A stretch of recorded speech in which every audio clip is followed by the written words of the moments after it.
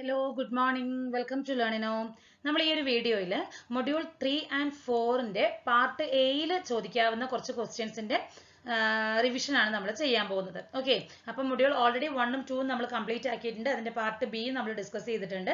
അപ്പോൾ ഈ ഒരു വീഡിയോയിൽ നമ്മൾ മൊഡ്യൂൾ 3ഉം 4ഉം കൂടി കമ്പൈൻ ചെയ്തിട്ടുള്ള ഒരു പാർട്ട് എയിലുള്ള ക്വസ്റ്റ്യൻസ് ആണ് നമ്മൾ ചോദിച്ചിരിക്കുന്നതാണ് നമ്മൾ ഡിസ്കസ് ചെയ്തിരിക്കുന്നത്. ഓക്കെ, അപ്പോൾ നമുക്ക് ഓരോ ക്വസ്റ്റ്യൻസ് ആയിട്ട് ഡിസ്കസ് ചെയ്യാം.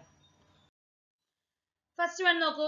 With the help of circuit diagram show that the basic gates can be implemented using NAND gates only. അപ്പോൾ NAND gate യൂസ് ചെയ്തിട്ട് ബേസിക് ഗേറ്റുകൾ നമുക്ക് ഇംപ്ലിമെന്റ് ചെയ്യാൻ പറ്റുന്നത് സർക്യൂട്ട് ഡയഗ്രത്തോടെ ഹെൽപ്പോടെ നമുക്ക് എക്സ്പ്ലെയിൻ ചെയ്യാനാണ് പറഞ്ഞിരിക്കുന്നത്. അപ്പോൾ നമുക്ക് NAND ഗേറ്റ് എന്താണെന്നുള്ളത് ആദ്യം അറിയണം. അതിന്റെ റിസൾട്ട്, അതിന്റെ ലോജിക് ഗേറ്റും അതിന്റെ ട്രൂത്ത് ടേബിളും എന്താണെന്നുള്ളത് നമുക്ക് ആദ്യം അറിയണം.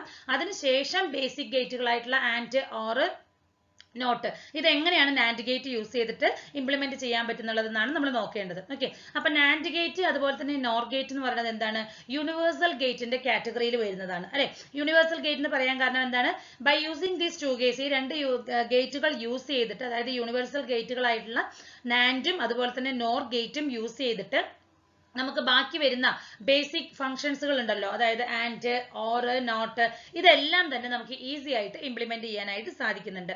അതുകൊണ്ടാണ് ഈ നാൻഡ് ഗേറ്റിനെയും നോർ ഗേറ്റിനെയും നമ്മൾ യൂണിവേഴ്സൽ ഗേറ്റ് എന്നുള്ളത് പറയുന്നത്. ഓക്കെ, അപ്പോൾ ഒരു നാൻഡ് ഗേറ്റ് എന്ന് പറഞ്ഞാൽ എന്താണ്? നമ്മുടെ ഈ ഒരു ആൻഡ് ഗേറ്റ്, അതായത് പ്രോഡക്റ്റ് ആണ് ആൻഡ് ഗേറ്റിൽ വരുന്നത്, എ ഡോട്ട് ബി എന്ന് പറയുന്നത്, അതിന്റെ ഓപ്പോസിറ്റ് ഫംഗ്ഷൻ ആണ് നമുക്ക് റിസൾട്ട് ആയിട്ട് കിട്ടുന്നത്. ഓക്കെ, അപ്പൊ ഇവിടെ നോക്കൂ, നാൻഡ് ഗേറ്റിന്റെ ലോജിക് സർക്യൂട്ട് ആണ് ഇത് വരുന്നത്. ഇതാണ് നമുക്ക് അതിൽ കറസ്പോണ്ടിങ് ആയിട്ട് വരുന്ന ട്രൂത്ത് ടേബിൾ.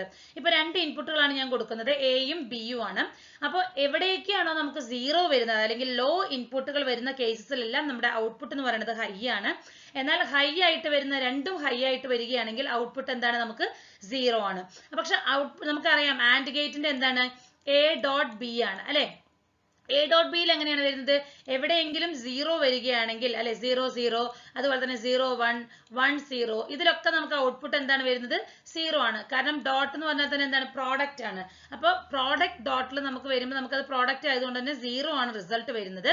പക്ഷേ എവിടെയാണോ നമുക്ക് രണ്ട് ഹൈ 1 വാല്യൂസ് വരുന്നത്, അവിടെ നമുക്ക് എന്താണ് വരിക? ഹൈ വാല്യൂ ആണ് നമുക്ക് കിട്ടുന്നത് അല്ലെ.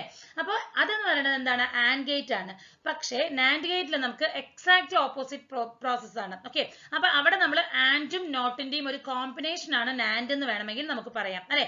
ഒരു blend of and and not gate ആണ് നമുക്ക് ഈ പറയുന്ന നാൻഡ് ഗേറ്റ് എന്ന് പറയുന്നത്. ഓക്കെ, ഇനി നമുക്ക് ബേസിക് ഗേറ്റുകളായ ആൻഡ് എങ്ങനെയാണ് ഈ ഒരു നാൻഡ് ഗേറ്റ് യൂസ് ചെയ്തിട്ട് നമുക്ക് പെർഫോം ചെയ്യണമെന്ന് നമുക്ക് നോക്കാം. അപ്പൊ ആൻഡ് നമുക്കറിയാം A dot B is equal to, ആ ഒരു കോമ്പിനേഷൻ ആണ് വരുന്നത് അല്ലെ. അപ്പൊ ഈ രീതിയിൽ നമ്മൾ രണ്ട് നാൻഡ് ഗേറ്റുകൾ കണക്ട് ചെയ്യുകയാണെങ്കിൽ നമുക്ക് റിസൾട്ട് എന്ന് പറയുന്നത് ഒരു ആൻഡ് ഗേറ്റിന് ഈക്വലന്റ് ആയിട്ടുള്ള ഒരു റിസൾട്ട് ആണ് കിട്ടുന്നത്. അപ്പൊ ഇവിടെ നോക്കൂ, എനിക്ക് രണ്ട് 0 അല്ലെങ്കിൽ 0 1 1 0, നമ്മുടെ ഇൻപുട്ടുകളിൽ ഏതെങ്കിലും ഒരെണ്ണം ലോ ആണെങ്കിൽ ഔട്ട്പുട്ട് എന്താണ്? 0 ആണ്. ഇതാണ് നമുക്ക് ആൻഡ് ഗേറ്റിൽ വരുന്നത്. രണ്ട് ഇൻപുട്ടും ഹൈ ആയാൽ മാത്രമാണ് നമുക്ക് ഔട്ട്പുട്ട് 1 കിട്ടുകയുള്ളൂ. ഓക്കെ, അപ്പൊ ഇതാണ് നമുക്ക് വരുന്ന ആൻഡ് ഗേറ്റ് എന്ന് പറയുന്നത്. ഇനി അടുത്തത് implementation of not gate using NAND gate ആണ്. നോട്ട് ഗേറ്റിന്റെ ഇംപ്ലിമെന്റേഷൻ ആണ്. ഇംപ്ലിമെന്റേഷൻ എന്ന് പറഞ്ഞാൽ, അതായത് നോട്ട് ഗേറ്റ് എന്ന് പറഞ്ഞാൽ എന്താണ്? നമുക്ക് 1 കൊടുത്താൽ 0 കിട്ടണം, 0 കൊടുത്താൽ 1 കിട്ടണം അല്ലെ. അപ്പൊ ഇത് നമുക്ക് ഇംപ്ലിമെന്റ് ചെയ്യുന്നത് എങ്ങനെയാണെന്ന് ചോദിച്ചാൽ ഈ പറയുന്ന രീതിയിൽ നാൻഡ് ഗേറ്റിനെ കണക്ട് ചെയ്യുകയാണ്. ഓക്കെ, അപ്പൊ നമുക്ക് 0 കൊടുത്താൽ ഇവിടെ 1 വരും, അതുപോലെ തന്നെ 1 ആണെങ്കിൽ 0 ആണ് റിസൾട്ട് വരുന്നത്. ഓക്കെ, അടുത്തെന്ന് പറയുന്നത് ഇംപ്ലിമെന്റേഷൻ ഓഫ് ഓർ ഗേറ്റ് ആണ്. ഓർ ഗേറ്റ് എന്ന് പറഞ്ഞാൽ എന്താണ്? പ്ലസ് ആണ് അല്ലെ. അപ്പൊ രണ്ടും 0 അല്ലെങ്കിൽ രണ്ടും ലോ ആണെങ്കിൽ മാത്രമാണ് നമുക്ക് ഔട്ട്പുട്ട് 0 വരുന്നത്. ബാക്കി ഇപ്പൊ ഏതെങ്കിലും ഒരു ഇൻപുട്ട് ഹൈ വാല്യൂ ആണെങ്കിൽ നമുക്ക് റിസൾട്ട് എന്താണ് വരുന്നത്? ഹൈ ആണ് വരുന്നത്. നോക്കൂ, എക്സും വൈയും രണ്ട് ഇൻപുട്ടുകളാണ്. 0 0 ആണെങ്കിൽ 0 വരുന്നു, 0 1 1 0 1 1, ഇതിലെല്ലാം എനിക്ക് റിസൾട്ട് എന്താ കിട്ടുന്നത്? 1 ആണ്. ഓക്കെ, അപ്പൊ ഈ രീതിയിലാണ് നമുക്ക് നാൻഡ് ഗേറ്റുകൾ യൂസ് ചെയ്തിട്ട് ബേസിക് ഗേറ്റുകളായ ആൻഡ്, ഓർ, നോട്ട് ഇതെല്ലാം ഇംപ്ലിമെന്റ് ചെയ്യാനായിട്ട് സാധിക്കുന്നത്. ഓക്കെ, ഇനി അടുത്തൊരു ക്വസ്റ്റ്യൻ നോക്കൂ. Explain the working of A transistor as an amplifier. അപ്പോൾ ട്രാൻസിസ്റ്റർ ഒരു ആംപ്ലിഫയർ ആയിട്ട് വർക്ക് ചെയ്യുന്നതാണ് നമ്മളവിടെ എക്സ്പ്ലെയിൻ ചെയ്യാൻ പറഞ്ഞിരിക്കുന്നത് അല്ലെ. അപ്പൊ ട്രാൻസിസ്റ്ററിന്റെ ആപ്ലിക്കേഷൻസ് നമുക്കറിയാം. ട്രാൻസിസ്റ്റർ ആംപ്ലിഫയർ ആയിട്ട് വർക്ക് ചെയ്യുന്നുണ്ട്, സ്വിച്ച് ആയിട്ട് വർക്ക് ചെയ്യുന്നുണ്ട് അല്ലെ. അപ്പൊ ഇവിടെ നമുക്ക് ചോദിച്ചിരിക്കുന്നത് ആംപ്ലിഫയർ ആയിട്ടുള്ള ആപ്ലിക്കേഷൻ ആണ്. അപ്പൊ ആംപ്ലിഫയർ എന്ന് പറഞ്ഞാൽ എന്താണ്? നമ്മൾ ഒരു ഇൻപുട്ട് ആയിട്ട് വീക്ക് സിഗ്നൽ കൊടുക്കുകയും അതിനെ ആംപ്ലിഫൈ ചെയ്ത് ഒരു ഹൈ വാല്യൂ ഉള്ള ഔട്ട്പുട്ട് വോൾട്ടേജ് നമുക്ക് പ്രൊഡ്യൂസ് ചെയ്യുന്നതുമാണ് എന്തെന്ന് പറയുന്നത്? ആംപ്ലിഫയർ എന്ന് പറയുന്നത്. ഓക്കെ, അപ്പൊ ഇതാണ് നമുക്ക് കറസ്പോണ്ടിങ് ആയിട്ട് വരുന്ന ആ ഒരു സർക്യൂട്ട്, അതായത് ഒരു ട്രാൻസിസ്റ്റർ ആംപ്ലിഫയർ ആയിട്ട് വർക്ക് ചെയ്യുന്നത്. അപ്പൊ നമ്മളൊരു DC ബയാസ് വോൾട്ടേജ് VEB എന്ന് പറയുന്നത് നമ്മൾ എമിറ്റർ ബേസ് ജംഗ്ഷന് ബിറ്റ്വീൻ ആയിട്ട് നമ്മൾ കൊടുക്കുന്നുണ്ട്. ഓക്കെ, അപ്പൊ ഈ ഒരു DC ബയാസ് വോൾട്ടേജ് കൊടുക്കുന്നതിന്റെ ഫലമായിട്ട് ഈ പറയുന്ന എമിറ്റർ ബേസ് ജംഗ്ഷനെ എനിക്ക് എപ്പോഴും എന്താകാൻ പറ്റും, ഫോർവേഡ് ബയാസിൽ തന്നെ കണക്ട് ചെയ്യാൻ അല്ലെങ്കിൽ ഫോർവേഡ് ബയാസിൽ തന്നെ മെയിൻറ്റെയിൻ ചെയ്യുന്നതിന് സാധിക്കുന്നുണ്ട്. ഓക്കെ, ഇതെങ്ങനെയാണ്, നമുക്ക് പൊളാരിറ്റി ചേഞ്ചുകൾ വരുന്നതിനൊന്നും ബാധിക്കുന്നില്ല. പൊളാരിറ്റി ചേഞ്ച് ആയി കൊടുത്താലും നമുക്ക് ഫോർവേഡ് ബയാസിൽ തന്നെ എമിറ്റർ ബേസ് ജംഗ്ഷനെ മെയിൻറ്റെയിൻ ചെയ്യാനായിട്ട് സാധിക്കുന്നുണ്ട്. അതേപോലെ തന്നെ ഈ ഒരു ഇൻപുട്ട് റെസിസ്റ്റൻസ്, അതായത് ഈ ഒരു ഇൻപുട്ട് സർക്യൂട്ടിൽ വരുന്ന ലോ റെസിസ്റ്റൻസ് ഉള്ളത് എന്ത് ചെയ്യുന്നുണ്ട്, എന്തെങ്കിലും ഒരു സ്മോൾ ചേഞ്ച് നമ്മുടെ ഇൻപുട്ടിൽ വന്നിട്ടുണ്ടെങ്കിൽ അത് അപ്പം തന്നെ നമുക്ക് ഔട്ട്പുട്ടിൽ നമുക്ക് ഒരു അപ്രീഷിയബിൾ ആയിട്ടുള്ള ചേഞ്ച് ആയിട്ട് നമുക്ക് കാണിക്കാനായിട്ട് സാധിക്കുന്നുണ്ട്. ഓക്കെ, ഇനി ഇവിടെ നമുക്കൊരു എമിറ്റർ കറന്റ് വരുന്നുണ്ട്, അതാണ് IE എന്ന് പറയുന്നത് അല്ലെ. ഈ ഒരു എമിറ്റർ കറന്റ്, ഇൻപുട്ട് സിഗ്നലാൽ കാരണമാകുന്ന ഈ ഒരു എമിറ്റർ കറന്റ് ഒരു കളക്ടർ കറന്റ്, അതായത് ഔട്ട്പുട്ട് കറന്റ് നിർമ്മിക്കുന്നു, അതായത് കോൺട്രിബ്യൂട്ട് ചെയ്യുന്നുണ്ട് അല്ലെ. അപ്പൊ അത് എന്ത് ചെയ്യുന്നുണ്ട്, ആ പറയുന്ന കറന്റ് എതിലൂടെയാണ് ഫ്ലോ വന്നത്, ഈ ഒരു load resistance RL output current ആയ IC ഫ്ലോ ചെയ്യുന്നത്. അതെന്ത് ചെയ്യുന്നുണ്ട്, ഈ പറയുന്ന റെസിസ്റ്ററിന് അക്രോസ് ആയിട്ട് ഒരു ലാർജ് വോൾട്ടേജ് ഡ്രോപ്പ് പ്രൊഡ്യൂസ് ചെയ്യുന്നുണ്ട്. അപ്പോൾ എന്തെങ്കിലും ഒരു സ്മോൾ വാല്യൂസ് ഓഫ് ഇൻപുട്ട് വാല്യൂവിൽ എന്തെങ്കിലും ചേഞ്ച് വന്നിട്ടുണ്ടെങ്കിൽ അതിനെ ലാർജ് ആയിട്ടുള്ള ഔട്ട്പുട്ട് റിസൾട്ട് ആയിട്ട് നമുക്ക് RL അക്രോസ് ആയിട്ട് നമുക്ക് എടുക്കാനായിട്ട് സാധിക്കും. അപ്പൊ ഈ രീതിയിലാണ് ഒരു ട്രാൻസിസ്റ്റർ ആംപ്ലിഫയർ ആയിട്ട് നമുക്ക് വർക്ക് ചെയ്യുന്നത്. ഓക്കെ, അപ്പൊ ഇതിന്റെ കുറച്ച് പെർഫോമൻസ് ഒക്കെയാണ് നമ്മൾ നോക്കുന്നത്. അപ്പൊ നമുക്ക് ക്വസ്റ്റ്യനിൽ ചോദിച്ചിരിക്കുന്നത് explain the working of transistor as an amplifier എന്നാണ് ചോദിച്ചിരിക്കുന്നത്. പക്ഷെ ഞാൻ ഇതിലൊരു അഡീഷണൽ ഇൻഫർമേഷൻ ആയിട്ട് കുറച്ച് ഇക്വേഷൻസും കൂടി ഇൻക്ലൂഡ് ചെയ്തിട്ടുണ്ട്. ഫസ്റ്റ് വൺ എന്ന് പറയുന്നത് ഇൻപുട്ട് റെസിസ്റ്റൻസ് ആണ്. ഇൻപുട്ട് റെസിസ്റ്റൻസ് എന്ന് പറഞ്ഞാൽ തന്നെ എന്താണ്, വോൾട്ടേജ് ബൈ കറന്റ് ആണ് അല്ലെ.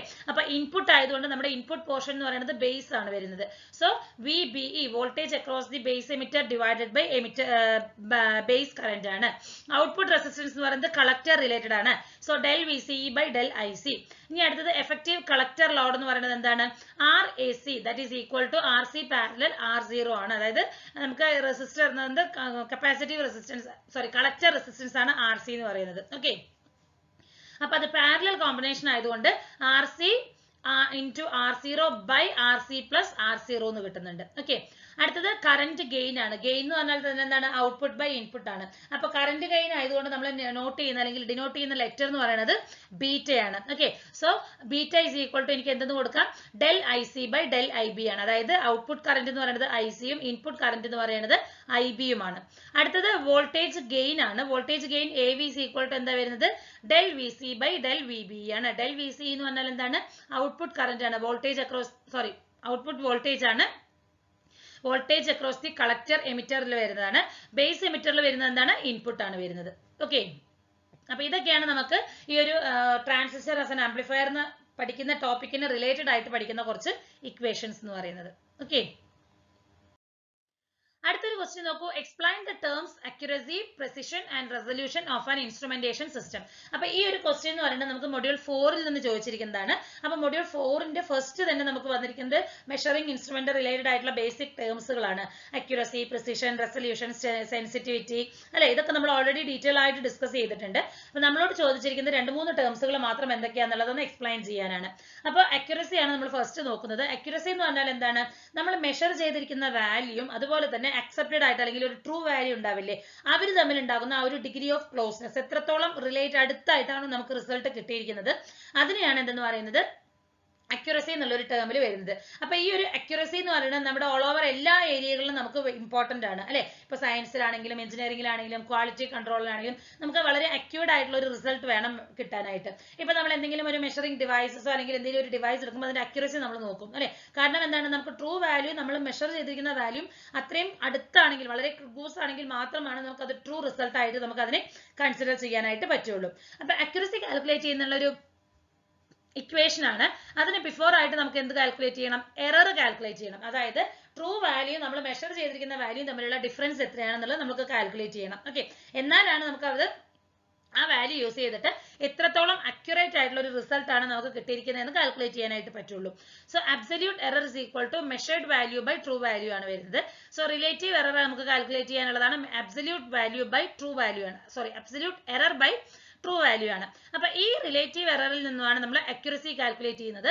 Accuracy is equal to 1 minus relative error into 100 ആണ് നമുക്ക് കിട്ടുന്നത്. Okay, so this is the equation to calculate the accuracy.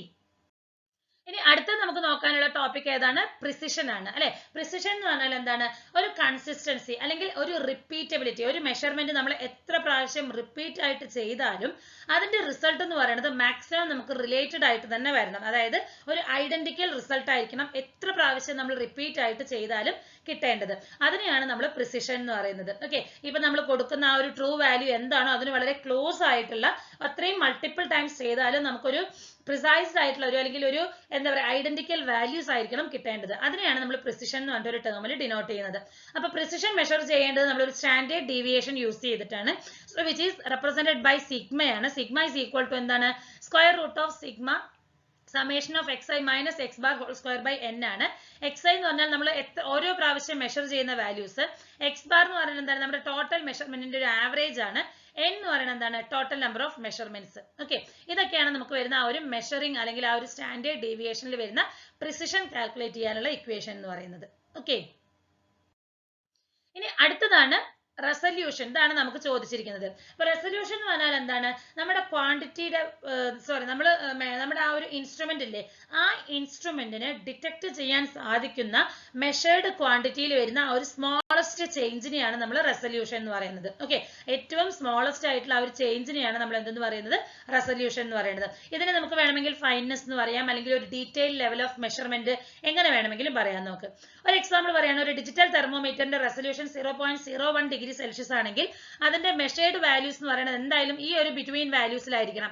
ഒന്നില്ലെങ്കിൽ 37.01 മുതൽ 37.02 ഈ ഒരു റേഞ്ചിലായിരിക്കണം നമുക്ക് കിട്ടേണ്ട റിസൾട്ട്. ഓക്കെ, ഇനിയിപ്പോ നമുക്ക് പറയാണ് 0.1 ഡിഗ്രി സെൽഷ്യസ് ആണ് അതിന്റെ റെസല്യൂഷൻ എന്ന് പറഞ്ഞാൽ നമുക്ക് ആ ഒരു വാല്യൂ എത്രയല്ലേ വരേണ്ടത്? 37.0 to 37.1 ഈ ഒരു റേഞ്ചിലായിരിക്കണം നമ്മൾ മെഷർ ചെയ്യുന്ന വാല്യൂ എന്ന് പറയുന്നത്. ഓക്കെ, അപ്പൊ ഇതാണ് നമുക്ക് 3 ടേംസുകൾ നമുക്ക് ഡിസ്കസ് ചെയ്യാനുള്ളത്. ഒന്ന് അക്യുറസി, പിന്നൊന്ന് പ്രിസിഷൻ, പിന്നൊന്ന് റെസല്യൂഷൻ എന്ന് പറയുന്നത്. ഓക്കെ, അടുത്ത ക്വസ്റ്റ്യൻ ആണ് explain the working principle of a capacitive sensor. Capacitive സെൻസറിന്റെ വർക്കിംഗ് പ്രിൻസിപ്പിൾ ആണ് നമ്മളോട് എക്സ്പ്ലെയിൻ ചെയ്യാൻ പറഞ്ഞിരിക്കുന്നത്. അപ്പോൾ ഒരു കപ്പാസിറ്റീവ് സെൻസർ എന്ന് പറഞ്ഞാൽ എന്താണ്? എന്തെങ്കിലും ലിക്വിഡ്, ടാർഗറ്റ് എന്ന് പറയുന്നത് ലിക്വിഡോ അല്ലെങ്കിൽ സോളിഡോ, ഇതിന്റെ എന്തെങ്കിലും ആ ഒരു പ്രസൻസ് ഡിറ്റക്ട് ചെയ്യുന്നതിന് വേണ്ടിയിട്ടാണ്. ഒരു ഫിസിക്കൽ കോണ്ടാക്ട് ഇല്ലാതെ തന്നെ ഈ പറയുന്ന ലിക്വിഡ്സോ അല്ലെങ്കിൽ എന്തെങ്കിലും ടൈപ്സ് ഓഫ് സോളിഡുകളോ ഇതിന്റെ ആ ഒരു പ്രസൻസ് ഡിറ്റക്ട് ചെയ്യാൻ യൂസ് ചെയ്യുന്ന ഒരു ഇലക്ട്രോണിക് ഡിവൈസ് ആണ് കപ്പാസിറ്റീവ് സെൻസർ എന്ന് പറയുന്നത്. ഓക്കെ, അപ്പൊ ഈ ഒരു ടാർഗറ്റ് ഡിറ്റക്ട് ചെയ്യുന്നതിന് കപ്പാസിറ്റീവ് സെൻസർ എന്താ ചെയ്യുന്നത്? ഒരു ഇലക്ട്രിക് ഫീൽഡ് സെൻസറിൽ നിന്നും ആ ഒരു സെൻസറിന്റെ തന്നെ ഒരു ഡിറ്റക്റ്റിംഗ് എൻഡ് ഉണ്ട്. ആ എൻഡിൽ നിന്നും ഒരു ഇലക്ട്രിക് ഫീൽഡ് എന്ത് ചെയ്യുന്നുണ്ട്? പ്രൊഡ്യൂസ് ചെയ്യുന്നുണ്ട്. ഓക്കെ, അപ്പോൾ ആ ഒരു ഇലക്ട്രിക് ഫീൽഡിനെ ഏതെങ്കിലും ഒരു ടാർഗറ്റ് ഇന്ററപ്റ്റ് ചെയ്യുകയാണെങ്കിൽ എന്ത് ചെയ്യാൻ പറ്റും? ആ സെൻസർ മുഖാന്തരം നമുക്ക് എന്ത് ചെയ്യാൻ പറ്റും? ഡിറ്റക്ട് ചെയ്യാനായിട്ട് സാധിക്കുന്നുണ്ട്. ഓക്കെ, അപ്പൊ സോളിഡ് മെറ്റീരിയൽസ് നമുക്ക് ഈ കപ്പാസിറ്റീവ് സെൻസേഴ്സ് യൂസ് ചെയ്തിട്ട് ഡിറ്റക്ട് ചെയ്യാൻ പറ്റുന്നത് ഏതൊക്കെയാണെന്ന് ചോദിച്ചാൽ പേപ്പറുകള്, പ്ലാസ്റ്റിക്കുകള്, ഗ്ലാസ്, അതുപോലെ തന്നെ ക്ലോത്തുകള്, വുഡ്, ഇതൊക്കെ നമുക്ക് ഡിറ്റക്ട് ചെയ്യാനായിട്ട് പറ്റും. അതേപോലെ തന്നെ നമ്മൾ പറഞ്ഞു ലിക്വിഡ്സ് നമുക്ക് ഡിറ്റക്ട് ചെയ്യാനായിട്ട് പറ്റും. ലൈക്ക് ഓയിൽ, പെയിന്റ്, വാട്ടർ, ഇതൊക്കെ നമുക്ക് കപ്പാസിറ്റീവ് സെൻസർ യൂസ് ചെയ്തിട്ട് ഡിറ്റക്ട് ചെയ്യാനായിട്ട് സാധിക്കുന്നുണ്ട്. ഓക്കെ, അപ്പൊ നോക്കൂ, ഇതാണ് നമുക്ക് കപ്പാസിറ്റീവ് പ്രോക്സിമിറ്റി സെൻസറിൽ വരുന്ന ആ ഒരു ഫിഗർ എന്ന് പറയുന്നത്. ഈ ഒരു രീതിയിലാണ്. ഇലക്ട്രിക് ഫീൽഡുകൾ വരുമ്പോൾ എന്തെങ്കിലും ഒരു ടാർഗറ്റ് വരികയാണെങ്കിൽ ആ ഒരു ഇലക്ട്രിക് ഫീൽഡ് എന്ത് ചെയ്യാണ്? ഇന്ററപ്റ്റ് ആവുകയാണ്. അപ്പൊ അങ്ങനെ നമുക്ക് എന്ത് ചെയ്യാൻ പറ്റും? അവിടെ ഒരു ടാർഗറ്റ് അല്ലെങ്കിൽ നമുക്കൊരു ഒബ്ജക്റ്റ് അവിടെ ഉണ്ട് എന്നുള്ളത് ഡിറ്റക്ട് ചെയ്യാനായിട്ട് സാധിക്കും. അപ്പൊ ഇതിലുള്ള കോമ്പണന്റുകളാണ്. ഇപ്പൊ ഇതാണ് ടാർഗറ്റ് എങ്കിൽ നമുക്കൊരു പ്ലേറ്റ് വരുന്നുണ്ട്, ഒരു ഓസിലേറ്റർ, ട്രിഗറിംഗ് സർക്യൂട്ട്, അതുപോലെ തന്നെ ഔട്ട്പുട്ട് സ്വിച്ചിങ് ഡിവൈസ്. ഇത്രയുമാണ് നമുക്ക് കപ്പാസിറ്റീവ് സെൻസറിന്റെ ഇന്റേണൽ പാർട്ടുകൾ എന്ന് പറയുന്നത്. ഇനി ഓരോന്നിന്റെയും ഡ്യൂട്ടി എന്താണെന്നുള്ളത് നമുക്ക് നോക്കാം. അപ്പൊ ഈ ഒരു സെൻസറിൽ നമുക്കൊരു ഹൈ ഫ്രീക്വൻസി ഓസിലേറ്റർ വരുന്നുണ്ട് അല്ലെ. ഹൈ ഫ്രീക്വൻസി ഓസിലേറ്റർ വരുന്നുണ്ട്. അവിടെ നമുക്കൊരു സെൻസിങ് സർഫേസ് വരുന്നുണ്ട്. അതെന്ന് പറയുന്നത് 2 മെറ്റൽ ഇലക്ട്രോഡുകൾക്ക് ബിറ്റ്വീൻ ആയിട്ടാണ് നമുക്ക് കിട്ടുന്നത്. അപ്പൊ ഈ ഒരു ഒബ്ജക്റ്റ് എന്ന് പറയുന്നത് ആ ഒരു സെൻസിങ് സർഫേസിന്റെ അടുത്തേക്ക് വരും തോറും അത് എന്ത് ചെയ്യുന്നുണ്ട്? ആ ഒരു ഇലക്ട്രോസ്റ്റാറ്റിക് ഫീൽഡ്, ആ ഒരു ഇലക്ട്രോഡുകളുടെ ഇലക്ട്രോസ്റ്റാറ്റിക് ഫീൽഡിന് അടുത്തേക്ക് മൂവ് ചെയ്യുകയും ഓസിലേറ്ററിന്റെ കപ്പാസിറ്റൻസ് ചേഞ്ച് ആവുകയും ചെയ്യുകയാണ് ചെയ്യുന്നത്. അപ്പൊ ഈ ഒരു ഓസിലേറ്റർ സർക്യൂട്ട് എന്ത് ചെയ്യുന്നുണ്ട്? ഓസിലേറ്റ് ആവുകയും ആ സെൻസറിന്റെ ഔട്ട്പുട്ട് കണ്ടീഷൻ ഒരു സർട്ടൈൻ ആംപ്ലിറ്റ്യൂഡിൽ എത്തുമ്പോൾ ഔട്ട്പുട്ട് കണ്ടീഷൻസിൽ ചേഞ്ചസ് വരുത്തുകയും ചെയ്യുകയാണ്. അപ്പോൾ ടാർഗറ്റ് എന്ത് ചെയ്യുന്നുണ്ട്, കപ്പാസിറ്റീവ് സെൻസറിൽ നിന്ന് മൂവ് ആകുമ്പോൾ എന്താവുന്നുണ്ട്, ഈ ആംപ്ലിറ്റ്യൂഡ് വീണ്ടും പഴയ നോർമൽ വാല്യൂയിലേക്ക് എത്തുകയാണ് ചെയ്യുന്നത്. അപ്പോൾ ഈ ഒരു സ്വിച്ചിങ് ഓഫ് ദ കപ്പാസിറ്റി എന്ന് പറയുന്നത് അതിന്റെ ഒറിജിനൽ പൊസിഷനിലേക്ക് വരും. അതായത് കപ്പാസിറ്റർ ടാർഗറ്റ് അടുത്തേക്ക് വരും തോറും ഇതിന്റെ ആ ഒരു ആംപ്ലിറ്റ്യൂഡിൽ വേരിയേഷൻ വരികയും ഹൈ വാല്യൂയിലേക്ക് എത്തുകയും ചെയ്യുന്നുണ്ട്. അതിനുശേഷം നമുക്ക് ഈ ഒരു കപ്പാസിറ്റീവ് സെൻസറിന്റെ ആ ഒരു ടാർഗറ്റ് എന്ന് പറയുന്നത് റിമൂവ് ആയി അല്ലെങ്കിൽ ആ ഒരു പർട്ടിക്കുലർ ഫീൽഡിൽ നിന്നും മാറുകയാണെങ്കിൽ ഈ ഒരു ആംപ്ലിറ്റ്യൂഡ് റെഡ്യൂസ് ആയിട്ട് അതിന്റെ നോർമൽ പൊസിഷനിലേക്ക് വരികയുമാണ് ചെയ്യുന്നത്. ഓക്കെ, അപ്പൊ ഈ സെൻസറിന്റെ ഒരു ടിപ്പിക്കൽ ഡിറ്റക്ടിംഗ് റേഞ്ച് എന്ന് പറയുന്നത് 1 ഇഞ്ച് മുതൽ 25 മില്ലിമീറ്റർ വരെയാണ് നമുക്ക് കിട്ടുന്നത്. ഓക്കെ, ചിലത് നമുക്ക് 2 ഇഞ്ച് വരെ നമുക്ക് ഡിറ്റക്ട് ചെയ്യാനായിട്ട് വരുന്നുണ്ട്. ഓക്കെ, ഇനി ഇതിന്റെ ഒരു കപ്പാസിറ്റീവ് സെൻസറിന്റെ നമുക്കൊരു ഫോർമുല വരുന്നുണ്ട്. അതായത് ആ ഒരു കപ്പാസിറ്റൻസ് കാൽക്കുലേറ്റ് ചെയ്യാനായിട്ട് ആ ഒരു ജംഗ്ഷൻസുകൾക്ക് വേണമെങ്കിൽ രണ്ട് മെറ്റീരിയലുകൾക്ക് ബിറ്റ്വീൻ ആയിട്ട് വരുന്ന കപ്പാസിറ്റൻസ് കാൽക്കുലേറ്റ് ചെയ്യുന്ന ഒരു ഇക്വേഷൻ ആണ് C is equal to epsilon naught into epsilon r into a by h എന്ന് പറയുന്നത്. C എന്ന് പറഞ്ഞാൽ കപ്പാസിറ്റൻസ് ആണ്. ഈ r എന്ന് പറഞ്ഞെങ്കിൽ എപ്സിലോൺ r എന്ന് പറയുന്നത് ഒരു റിലേറ്റീവ് ഡൈഇലക്ട്രിക് കോൺസ്റ്റന്റ് ആണ്. എപ്സിലോൺ നോട്ട് എന്ന് പറയുന്നത് ഡൈഇലക്ട്രിക് കോൺസ്റ്റന്റ് ഫ്രീ സ്പേസിൽ വരുന്ന ഡൈഇലക്ട്രിക് കോൺസ്റ്റന്റ് ആണ്. AR എന്ന് പറയുന്നത് രണ്ട് പ്ലേറ്റുകളുടെ ഓവർലാപ്പിംഗ് ഏരിയ ആണ് വരുന്നത്. എച്ച് എന്ന് പറയുന്നത് ആ ഒരു ഗ്യാപ്പ്, ആ ഗ്യാപ്പുകളുടെ വിഡ്ത്ത് എത്രയാണോ അതാണ് എച്ച് എന്നുള്ള ഒരു ടേമിൽ നമ്മൾ ഡിനോട്ട് ചെയ്യുന്നത്. ഓക്കെ, ഇനി ഇതിന്റെ അഡ്വാൻറ്റേജുകൾ നോക്കുകയാണെങ്കിൽ ഇതൊരു കോൺടാക്ട്ലെസ് ഡിറ്റക്ഷൻ ആണ്. ഒരു വൈഡ് അറേ ഓഫ് മെറ്റീരിയൽസ് നമുക്ക് ഡിറ്റക്ട് ചെയ്യാനായിട്ട് സാധിക്കും. അതായത് ഒബ്ജക്റ്റുകളെ നമുക്ക് ആ ഒരു നോൺ മെറ്റാലിക് വാൾസ് വെച്ചിട്ട് തന്നെ ഒരു വൈഡ് സെൻസിറ്റീവ് ബാൻഡ് ഉള്ളതുകൊണ്ട് നമുക്ക് ഡിറ്റക്ട് ചെയ്യാനായിട്ട് സാധിക്കും. ഇൻഡസ്ട്രിയൽ എൻവയോൺമെന്റുകളിലൊക്കെ നമുക്ക് യൂസ് ചെയ്യാനായിട്ട് പറ്റും. ഇതിൽ പ്രത്യേകിച്ച് മൂവിംഗ് പാർട്ടുകൾ ഇല്ലാത്തത് കൊണ്ട് തന്നെ നമുക്ക് ലോങ്ങർ സർവീസിൽ നമുക്ക് യൂസ് ചെയ്യാനായിട്ട് സാധിക്കും. പക്ഷെ ഇതിന് വരുന്ന ഡിസഡ്വാൻറ്റേജ് നോക്കുകയാണെങ്കിൽ ഇത് വളരെ ലോ റേഞ്ച് ആണ് അല്ലെ. അപ്പൊ ഒരു ഇൻക്രിമെന്റൽ ഇൻക്രീസ് ഇൻഡക്റ്റീവ് സെൻസറിൽ നിന്ന് ഒരു ഇൻക്രിമെന്റ് ഇൻഡെക്സ് നമുക്ക് വരാൻ പറ്റില്ല. വളരെ ലോ റേഞ്ച് വാല്യൂ ആണ് നമുക്ക് വരുന്നത്. ഹൈ പ്രൈസ് ആണ്. ഒരു ഇൻഡക്റ്റീവ് സെൻസറിനെ കമ്പയർ ചെയ്യുമ്പോൾ കപ്പാസിറ്റൻസിന്റെ വാല്യൂ എന്ന് പറയുന്നത് വളരെ ഹൈ ആണ് വരുന്നത്. ഓക്കെ, അപ്പൊ നമുക്ക് വർക്കിംഗ് പ്രിൻസിപ്പിൾ ചോദിക്കുമ്പോൾ അഡ്വാൻറ്റേജസ് ഡിസഡ്വാൻറ്റേജസ് ഒക്കെ നമുക്ക് എഴുതണമെന്ന് നിർബന്ധമില്ല. പക്ഷെ ഞാൻ ഈ ടേംസുകൾ ഇപ്പൊ പാർട്ട് എ എന്ന് പറയുമ്പോൾ ഇത് നമുക്ക് പാർട്ട് എയിൽ മാത്രം ചോദിക്കാവുന്ന ക്വസ്റ്റ്യൻ അല്ല, നമുക്ക് പാർട്ട് ബിയിലും എങ്ങനെ എഴുതാം എന്നുള്ള രീതിയിലാണ് ഞാൻ ഈ ഒരു സ്ലൈഡ് നമുക്ക് അല്ലെങ്കിൽ ഈ ഒരു PPT നമ്മൾ പ്രിപ്പയർ ചെയ്തിരിക്കുന്നത്. ഓക്കെ, ഇപ്പൊ പാർട്ട് എയിൽ ചോദിച്ചിരിക്കുന്ന ക്വസ്റ്റ്യൻസ് ആണ്. ഇഫ് സപ്പോസ് ഇത് പാർട്ട് ബിയിൽ ചോദിക്കുകയാണെങ്കിൽ നമുക്ക് അറ്റൻഡ് ചെയ്യാവുന്ന രീതിയിലാണ് ഞാൻ ഇതിന്റെ ആൻസർ നമ്മൾ തന്നിരിക്കുന്നത്. ഓക്കെ, ഇനി അടുത്തൊരു ക്വസ്റ്റ്യൻ ആണ് the distinguish between the active and passive electronic components with the example for each. Active component എന്താണ്, passive component എന്താണ്, അവയെ തമ്മിലുള്ള ഒരു കമ്പാരിസൺ ആണ് നമുക്ക് ചോദിച്ചിരിക്കുന്നത്. ഓക്കെ, അപ്പൊ നമുക്ക് നോക്കാം എന്തൊക്കെയാണെന്നുള്ളത്. അപ്പൊ ഒരു ഡെഫിനിഷൻ നോക്കുകയാണെങ്കിൽ active component A circuit component which can deliver power, അതല്ലെങ്കിൽ പവർ ഗെയിൻ ഒരു ഇലക്ട്രിക് സർക്യൂട്ടിലേക്ക് ഒരു ഇൻഫൈനൈറ്റ് ഡ്യൂറേഷൻ ഓഫ് ടൈമിൽ എന്താണ് പവർ ഡെലിവർ ചെയ്യാൻ പറ്റും അല്ലെങ്കിൽ പവർ ഗെയിൻ കൊടുക്കാൻ പറ്റുന്ന കോമ്പണന്റുകൾ എന്താണോ അതിനെയാണ് ആക്റ്റീവ് കോമ്പണന്റ്സ് എന്ന് പറയുന്നത്. എന്നാൽ പാസീവ് കോമ്പണന്റ്സ് എന്താണ്, പവറിനെ അബ്സോർബ് ചെയ്യുകയാണ്, അതിനുശേഷം അതിനെ ഹീറ്റ് ആയിട്ടോ അല്ലെങ്കിൽ പല ഇലക്ട്രിക് ഫീൽഡോ മാഗ്നറ്റിക് ഫീൽഡ് ആയിട്ടോ സ്റ്റോർ ചെയ്യുകയാണ് ചെയ്യുന്നത്. അല്ലാതെ പവർ ഡെലിവർ ചെയ്യുകയല്ല ചെയ്യുന്നത്. It's absorbed power and converting into different ഫോംസുകൾ. അതാണ് പാസീവ് കോമ്പണന്റ് എന്ന് പറയുന്നത്. ഓക്കെ, അപ്പൊ ആക്റ്റീവ് കോമ്പണന്റുകളുടെ എക്സാമ്പിളുകൾ നമുക്ക് ഒരുപാട് അറിയാം. എന്തൊക്കെയാണ്, അതായത് എനർജി സോഴ്സുകൾ വരും, വോൾട്ടേജിന്റെയും കറന്റിന്റെയും എനർജി സോഴ്സുകൾ ആക്റ്റീവ് കോമ്പണന്റ്സുകളാണ്. Generators, semiconductors, device like transistor, solar cell, SCR, ഇതൊക്കെ ആക്റ്റീവ് കോമ്പണന്റുകളിൽ വരുന്നതാണ്. പാസീവ് കോമ്പണന്റ് എന്ന് പറയുന്നത് നമുക്കറിയാം, റെസിസ്റ്റർ, ഇൻഡക്ടർ, കപ്പാസിറ്റർ, ട്രാൻസ്ഫോമർ, ഇതൊക്കെ എന്താണ് ആക്റ്റീവ്. കാരണം ഇവ എന്ത് ചെയ്യുന്നുണ്ട്, പവറിനെ അബ്സോർബ് ചെയ്ത് കൺവേർട്ട് ചെയ്യുകയാണ് ചെയ്യുന്നത്. ഇനി ഒരു സർക്യൂട്ടിൽ എന്താണ് അതിന്റെ റോൾ എന്ന് ചോദിക്കുകയാണെങ്കിൽ ആക്റ്റീവ് കോമ്പണന്റ്സ് എന്ന് പറയുന്നത് ഒരു പവർ ഇൻ ദ സർക്യൂട്ട്, ഒരു സോഴ്സ് ഓഫ് പവർ ആയിട്ടാണ് ആക്ട് ചെയ്യുന്നത്. പക്ഷെ പാസീവ് കോമ്പണന്റ്സ് നമുക്ക് അങ്ങനെയല്ല വരുന്നത് അല്ലെ. ആ ഒരു സർക്യൂട്ടിൽ നമുക്ക് ഒരു പവർ ഡെലിവർ ചെയ്യുന്ന രീതിയിലുള്ള പവർ അബ്സോർബിംഗ് ആണ് നമുക്ക് പാസീവ് കോമ്പണന്റ്സ് എന്ന് പറയുന്നത്. ഇനി ഇതിന്റെ ഫംഗ്ഷൻ നോക്കുകയാണെങ്കിൽ ആക്റ്റീവ് കോമ്പണന്റ്സ് എന്ന് പറയുന്നത് എനർജി റിസീവ് ചെയ്യാണ്. പല തെർമൽ എനർജി ആയിട്ട്, കെമിക്കൽ എനർജി ആയിട്ട്, അല്ലെങ്കിൽ ഹൈഡ്രോളിക് എനർജി ആയിട്ട് അബ്സോർബ് ചെയ്ത് അല്ലെങ്കിൽ റിസീവ് ചെയ്ത് അതിനെ സർക്യൂട്ടിലേക്ക് ഒരു ഇലക്ട്രിക്കൽ എനർജി ആയിട്ട് സപ്ലൈ ചെയ്യാണ് അല്ലെങ്കിൽ കൊടുക്കുകയാണ് ചെയ്യുന്നത്. എന്നാൽ പാസീവ് കോമ്പണന്റ്സ് എന്താ ചെയ്യുന്നത്, ഇലക്ട്രിക്കൽ എനർജിനെ റിസീവ് ചെയ്ത് സർക്യൂട്ടിൽ നിന്നും എടുത്തിട്ട് അതിനെ പല അതർ ഫോമുകൾ, ലൈറ്റ്, ഹീറ്റ്, റൊട്ടേഷൻ, അല്ലെങ്കിൽ എനർജി സ്റ്റോർ ആയിട്ട് മാഗ്നറ്റിക് ഫീൽഡ് ആയിട്ടോ ഇലക്ട്രിക് ഫീൽഡ് ആയിട്ടോ സ്റ്റോർ ചെയ്യുക. ഇതൊക്കെയാണ് പാസീവ് കോമ്പണന്റുകളുടെ ഫംഗ്ഷൻ എന്ന് പറയുന്നത്. ഇനി കൺട്രോൾ ഓഫ് കറന്റ് ഫ്ലോ എങ്ങനെയാണെന്ന് ചോദിച്ചാൽ ആക്റ്റീവ് കോമ്പണൻസ് എന്ന് പറയുന്നത് ഒരു കറന്റ് ഫ്ലോയ്ക്ക് ഒരു എന്താണ് കാരണമാകുന്നുണ്ട് അല്ലെ. അപ്പൊ അതിനെ നമുക്ക് കറന്റ് ഫ്ലോയിനെ കൺട്രോൾ ചെയ്യാനായിട്ട് സാധിക്കുന്നുണ്ട്. എന്നാൽ പാസീവ് കോമ്പണൻസിന് ഈ കറന്റ് ഫ്ലോയിൽ കൺട്രോളിംഗ് ഒന്നും തന്നെ സാധിക്കില്ല.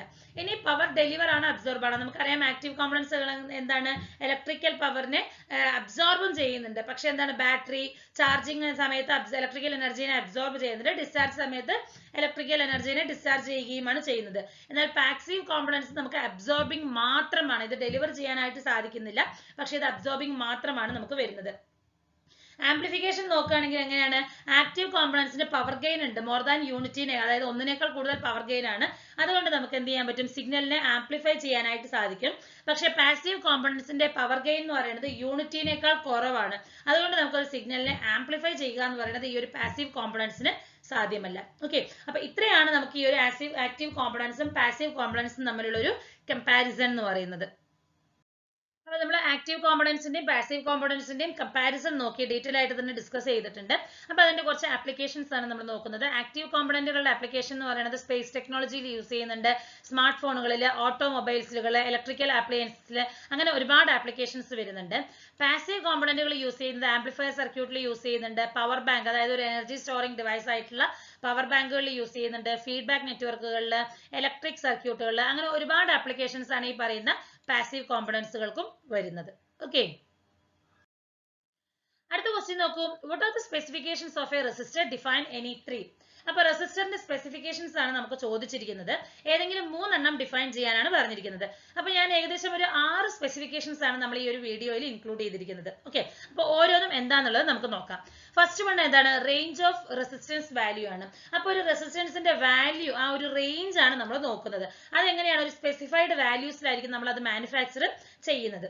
അടുത്തതെന്ന് പറയുന്നത് ടോളറൻസ് ആണ്. ടോളറൻസ് എന്ന് പറഞ്ഞാൽ എന്താണ്, ഒരു മാനുഫാക്ചർഡ് റെസിസ്റ്ററിന് അതിൻ്റെതായ ഒരു ടോളറൻസ് ഉണ്ടാകും. ആ റെസിസ്റ്റൻസ് ഒരു നോമിനൽ വാല്യൂയിൽ നിന്നും ഏതുവരെ നമുക്ക് ടോളറൻസ് കിട്ടും എന്നുള്ളത്. ഇപ്പൊ നമ്മൾ അതായത് ഇപ്പൊ നമുക്കൊരു പ്ലസ് ഓർ മൈനസ് എന്ന് പറഞ്ഞാൽ നമ്മൾ റെസിസ്റ്റർ കളർ കോഡിംഗിൽ പഠിക്കുന്നുണ്ട് അല്ലെ. ടോളറൻസ് ആയിട്ട് നമ്മൾ പ്ലസ് ഓർ 5% പഠിക്കുന്നുണ്ട്, അല്ലെങ്കിൽ പ്ലസ് ഓർ മൈനസ് 10% എന്നുള്ളത്, ഗോൾഡ്, സിൽവർ എന്നുള്ളത്. ഇതാണ് ഈ പറയുന്ന ടോളറൻസ് എന്നുള്ളത് കൊണ്ട് ഉദ്ദേശിക്കുന്നത്. ഓക്കെ, അടുത്തതാണ് പവർ റേറ്റിംഗ് എന്ന് പറയുന്നത്. പവർ റേറ്റിംഗ് എന്ന് പറഞ്ഞാൽ എന്താണ്, എത്രത്തോളം പവറിനെ ആ ഒരു റെസിസ്റ്ററിന് സപ്പോർട്ട് ചെയ്യാനായിട്ട് സാധിക്കുന്നുണ്ട് അല്ലെ. അതായത് എത്രത്തോളം പവറിനെ ആ ഒരു ഹീറ്റ് എനർജി ആയിട്ട് നമുക്ക് ആ ഒരു റെസിസ്റ്റർ ഡാമേജ് ആകാതെ, ഓവർ ഹീറ്റ് ആകാതെ എത്രത്തോളം പവർ അതിലൂടെ നമുക്ക് ഡിസിപ്പേറ്റ് ചെയ്യാനായിട്ട് നമുക്ക് സാധിക്കുന്നുണ്ടോ, അതിനെയാണ് നമ്മൾ എന്തെന്ന് പറയുന്നത്, ആ ഒരു റെസിസ്റ്ററിന്റെ പവർ റേറ്റിംഗ് എന്നുള്ളത് കൊണ്ട് ഉദ്ദേശിക്കുന്നത്. അടുത്തത് പറയുന്നത് ഓപ്പറേറ്റിംഗ് ടെമ്പറേച്ചർ ആണ്. ഇപ്പൊ നമ്മളൊരു സർക്യൂട്ട് വർക്ക് ചെയ്തുകൊണ്ടിരിക്കുമ്പോൾ ടെമ്പറേച്ചർ ഓൾറെഡി നമുക്ക് ടെമ്പറേച്ചർ കൂടിക്കൊണ്ടിരിക്കും അല്ലെ. അപ്പൊ ഒരു റെസിസ്റ്ററിനൊക്കെ ഒരു പർട്ടിക്കുലർ ടെമ്പറേച്ചർ വരെ നമുക്ക് വർക്ക് ചെയ്യാനായിട്ട് സാധിക്കുള്ളൂ. ആ ഒരു ടെമ്പറേച്ചറിനും ബിയോണ്ട് ആയിട്ട് നമ്മൾ കൊടുക്കുകയാണെങ്കിൽ നമുക്കറിയാം ആ റെസിസ്റ്റർ എന്താകും, മെൽറ്റ് ആയി പോകും, അല്ലെങ്കിൽ അത് ഡാമേജ് ആയി പോകും അല്ലെ. അപ്പൊ ആ ഒരു മാക്സിമം ടെമ്പറേച്ചർ എന്താണോ അതിനെയാണ് നമ്മൾ ഓപ്പറേറ്റിംഗ് ടെമ്പറേച്ചർ എന്നുള്ള ഒരു ടേം കൊണ്ട് ഡിനോട്ട് ചെയ്യുന്നത്. അടുത്തത് വരുന്നത് ഓപ്പറേറ്റിംഗ് വോൾട്ടേജ് ആണ്. ഇതും അതുപോലെ തന്നെയാണ്. ഇപ്പൊ ചില വോൾട്ടേജ് റെസിസ്റ്റർ ഒക്കെ നമുക്ക് ഒരു 12 വോൾട്ട് അല്ലെങ്കിൽ ഒരു 25 അല്ലെങ്കിൽ ഒരു 50 വോൾട്ട്, അങ്ങനെ ആ ഒരു റേഞ്ച് ഓഫ് വാല്യൂസ് ഉണ്ടാവും വോൾട്ടേജ്. അതിനും എബോവ് ആയിട്ട് നമ്മൾ വോൾട്ടേജ് അപ്ലൈ ആണെങ്കിൽ ഒബ്വിയസ്ലി എന്താകും, ആ ഒരു റെസിസ്റ്റർ നമുക്ക് ഡാമേജ് ആയിട്ട് പോകും. ഓക്കെ, അടുത്തെന്ന് പറയുന്നത് ഒരു തെർമൽ സ്റ്റെബിലിറ്റി ആണ്. തെർമൽ സ്റ്റെബിലിറ്റി എന്ന് പറഞ്ഞാൽ ടെമ്പറേച്ചർ കോഎഫിഷ്യന്റ് ആണ് നമ്മൾ ഉദ്ദേശിക്കുന്നത്. അതായത് അത് എക്സ്പ്രസ് ചെയ്യുന്നത് എങ്ങനെയാണ്, number of parts per million per degree centigrade എന്നുള്ള ഒരു ടേമിലാണ് തെർമൽ സ്റ്റെബിലിറ്റിനെ നമ്മൾ ഡിനോട്ട് ചെയ്യുന്നത്. അതായത് the smaller value of temperature coefficient എങ്ങനെയായിരിക്കും, ലെസ് റെസിസ്റ്റൻസ് വാല്യൂവിൽ ഉണ്ടാവുന്ന വേരിയേഷൻസ് ആയിരിക്കും നമുക്ക് കിട്ടുന്നത്. ഓക്കെ, അപ്പൊ ഇതൊക്കെയാണ് നമുക്ക് മെയിൻ ആയിട്ട് വരുന്ന റെസിസ്റ്റൻസ് സ്പെസിഫിക്കേഷൻസ് എന്ന് പറയുന്നത്. ഇനി അടുത്തൊരു ക്വസ്റ്റ്യൻ നോക്കൂ. Describe the colour coding of A resistor. ഒരു റെസിസ്റ്ററിന്റെ കളർ കോഡിംഗ് ആണ് ഡിസ്ക്രൈബ് ചെയ്യാൻ പറഞ്ഞിരിക്കുന്നത്. അപ്പൊ നമുക്ക് റെസിസ്റ്റർ എന്ന് പറഞ്ഞാൽ അറിയാം, 2 ടെർമിനൽ ഡിവൈസ് ആണ്. ഒരു ഇലക്ട്രോണിക് ഡിവൈസിൽ വരുന്ന വളരെ ഇമ്പോർട്ടന്റ് ആയിട്ടുള്ള ഒരു ഡിവൈസ് ആണ് റെസിസ്റ്റർ എന്ന് പറയുന്നത്. മെയിൻ ആയിട്ട് നമ്മൾ ആ ഒരു കറന്റ് ഫ്ലോയിനെ കൺട്രോൾ ചെയ്യുന്നതിന് വേണ്ടിയിട്ട് അല്ലെങ്കിൽ റെഗുലേറ്റ് ചെയ്യുന്നതിന് വേണ്ടിയിട്ടാണ് നമ്മൾ റെസിസ്റ്റർ സർക്യൂട്ടിൽ യൂസ് ചെയ്യുന്നത് അല്ലെ. അപ്പൊ റെസിസ്റ്ററിൽ നമുക്ക് ഒരുപാട് കളർ കോഡ് വരുന്നുണ്ട് അല്ലെ. അപ്പൊ ഇവിടെ നോക്കൂ, നമുക്ക് ഒരു എക്സാമ്പിൾ നോക്കിയിട്ട് നമുക്ക് കളർ കോഡിംഗിലേക്ക് പോവാം ഡീറ്റെയിൽ ആയിട്ട്. അപ്പൊ ഇവിടെ നമുക്ക് കാണിച്ചിരിക്കുന്നത് നോക്കൂ, 4 ബാൻഡ് ആണ്, 4 ബാൻഡ് ആണ്. So red, orange then gold ആണ് നമുക്ക് വന്നിരിക്കുന്നത്. റെഡിന്റെ വാല്യൂ എന്ന് പറയുന്നത് 2 ആണ്, ഓറഞ്ച് 3 ആണ്, തേർഡ് വൺ എന്ന് പറയുന്നത് 10⁻³ ആയിട്ട് നമ്മൾ എടുത്തു. ഗോൾഡ് ആയതുകൊണ്ട് ±5% ആണ്. സോ എന്റെ റെസിസ്റ്റൻസ് വാല്യൂ എന്ന് പറയുന്നത് എത്രയാണ്? 23,005% ആണ് നമുക്ക് കിട്ടുന്നത്. ±5% ആണ്. ഓക്കെ, അപ്പൊ നമുക്ക് ഈ ±5% എന്നുള്ളത് കൊണ്ട് ഉദ്ദേശിക്കുന്നത് എന്താണ്? ഈ പറയുന്ന 23,000 5% എത്രയാണ്? 1150 ആണ്.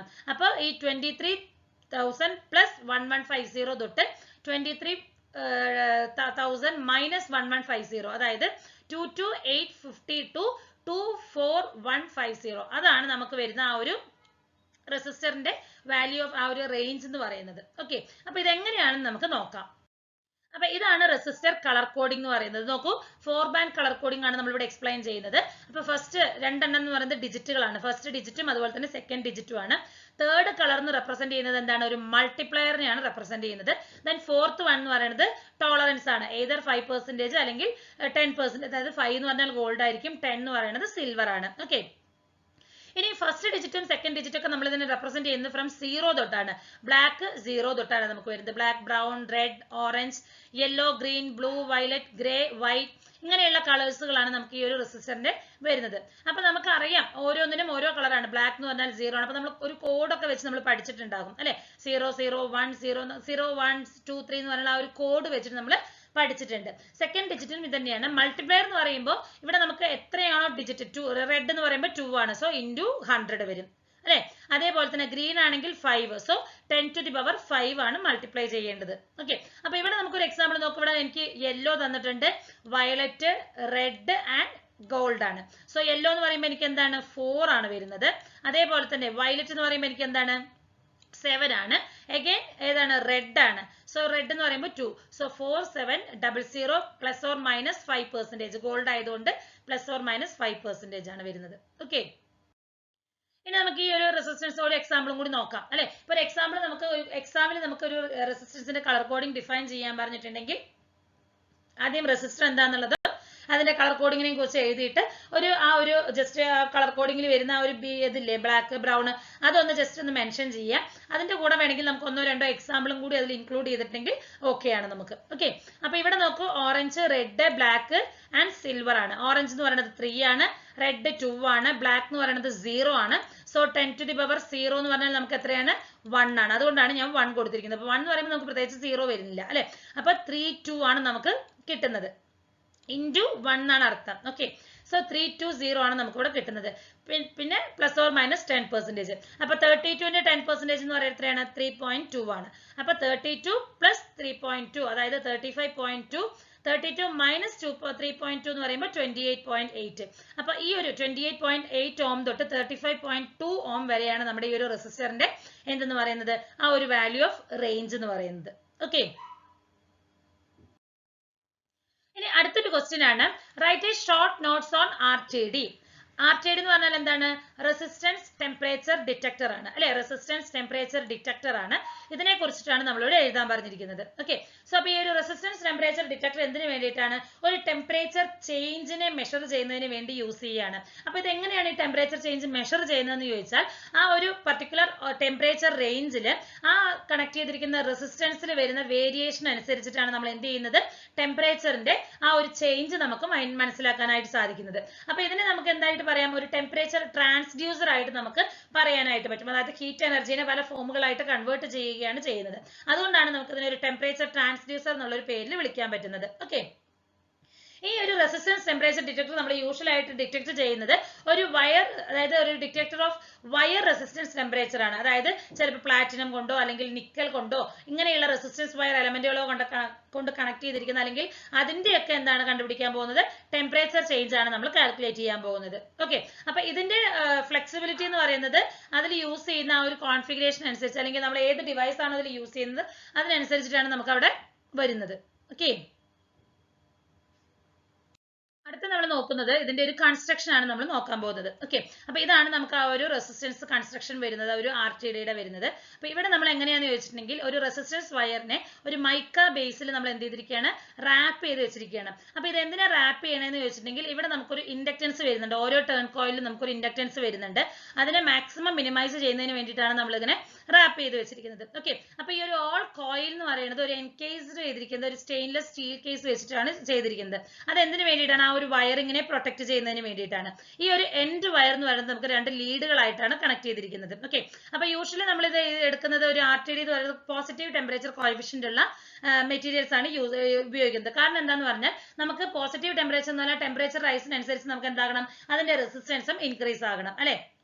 അപ്പൊ മെറ്റൽസുകൾക്കാണ് ഈ പറയുന്ന ഒരു ലീനിയർ ക്യാരക്ടറിസ്റ്റിക്സ് എന്ന് പറയുന്നത്. അപ്പൊ ചില മെറ്റീരിയൽസ് ഏതൊക്കെയാണ്? കോപ്പർ, നിക്കൽ, പ്ലാറ്റിനം, ഇതൊക്കെയാണ് നമ്മൾ കൂടുതലായിട്ട് ഈ ഒരു RTയുടെ കൺസ്ട്രക്ഷന് വേണ്ടിയിട്ട് യൂസ് ചെയ്യാറുള്ളത്. ഓക്കെ, ഇനി ഇതിന്റെ ഒരു വർക്കിംഗ് എങ്ങനെയാണെന്ന് നോക്കുകയാണെങ്കിൽ ഒരു റെസിസ്റ്റൻസ് എലമെന്റ് അത് നമുക്ക് ഈസിലി ബ്രോക്കണോ അല്ലെങ്കിൽ ഡാമേജ്ഡ് ആയിരിക്കും.